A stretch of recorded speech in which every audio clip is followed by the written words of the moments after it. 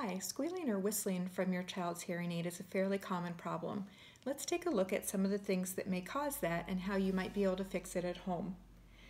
One of the primary reasons a hearing aid may be squealing or feeding back could be that there is debris stuck in the end of your child's ear mold blocking all the sound from coming out. If that's the case, take the hearing aid out and take a good look at the ear mold where sound comes out and goes into the ear at this little sound port. And then if you see debris in there, go ahead and use your wax pick or a toothbrush or a cleaning cloth and simply try and remove any debris or obstruction that you see in there, and hopefully that will take care of the problem. Another common reason for feedback could be to debris or obstruction, but this time it could be in the actual ear itself.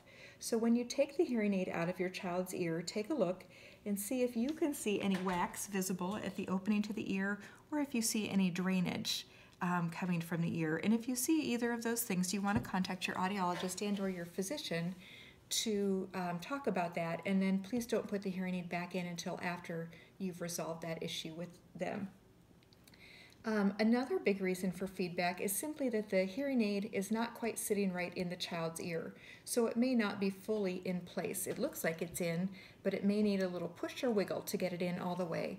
So let's take a look at that. So when my ear mold goes in, the best way to put it in is to hold it by the mold, and then I'm going to tilt the whole mold, the whole hearing aid, forwards towards the front of my ear to get it down in my ear canal. Then I'm going to twist it gently back to get it completely in my ear. Easier said than done. There we go. Okay, so when my ear mold is in properly, nothing is sticking out or loose. In fact, what I can do is I can give myself what I call an elf ear. I can pull up and back gently on my pinna, on my outer ear like this. That will help straighten my canal out. Then I can push this part all the way down in. A lot of times when you're getting feedback, when you do that, you'll push here, and in fact, the ear mold will slide in a little further. You'll feel it go in. Lots of ear canals are bendy, and it's hard to get it in all the way the first time. So try an elf ear with a gentle push and see if that doesn't make it go all the way in. Also, I would look up here towards the top of my ear and make sure that everything is nicely tucked in at the top.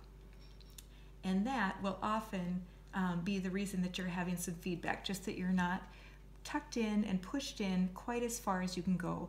And not only will tucking it in improve the feedback, but it will also make the sound of the hearing aid be better for the child, and they should notice a difference once the ear mold is in all the way. Your child is busy and active, and as they're playing during the day, cartwheels, somersaults, it may start to wiggle out on its own, so you may have had it incorrectly, but they've had a hat on or a hoodie, or they've been rolling around on the floor and it's come loose, and so you may just need to check throughout the day to make sure it's in all the way. And the final reason that an ear mold may be allowing whistling or feedback is in fact that your child has simply grown and the mold is no longer a good fit.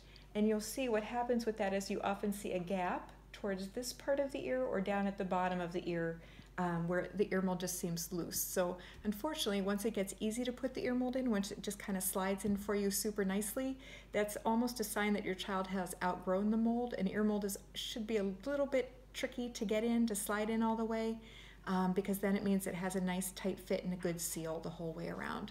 So those are some things to take a look at. If none of those work, please contact your audiologist for some assistance.